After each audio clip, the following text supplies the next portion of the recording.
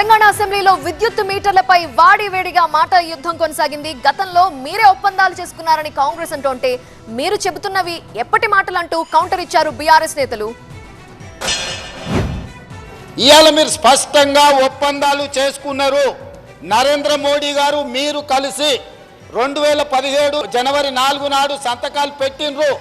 ఇవాళ ఈ ఒప్పందం ప్రకారం తెలంగాణ రాష్ట్ర ప్రభుత్వం ఈ ఒప్పందాలను ఒకవేళ అమలు చేయకపోతే, ఈ స్మార్ట్ మీటర్స్ బిగించకపోతే ఈ అగ్రిమెంటును ఉల్లంఘించడమని కేంద్ర ప్రభుత్వము డిస్కామ్ల మీద చర్యలు తీసుకునే అవకాశం ఉంది.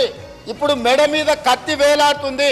వీళ్ళు చేసిన దుర్మార్గమైన ఒప్పందాలు తెలంగాణ రాష్ట్రానికి గుదిబండగా మారి, ఆనాడు వాళ్ళు ప్రేమించుకున్నప్పుడు సంతకాలు పెట్టుకున్నప్పుడు ఇవన్నీ కనిపించాలి. కానీ ఎన్నికల దగ్గరకు వచ్చినప్పుడు వ్యవసాయ పంపు సెట్లకు మీటర్లు పెడితే రైతులు ఊరేస్తారని తెలిసి ఇవాళ మేము తిరగబడ్డాం. మేము 30,000 కోట్ల రూపాయలు తెచ్చుకోలేదు. ఎవరిని మభ్య పెడుతున్నారు అధ్యక్ష?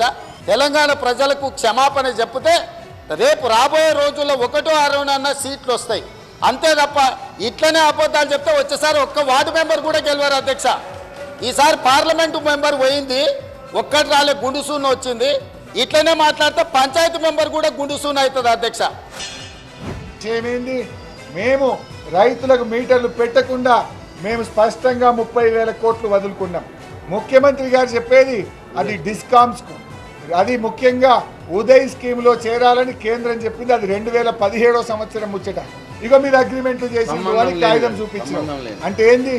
బోడగుండుకు మోకాలకు లింకు పెట్టుడు.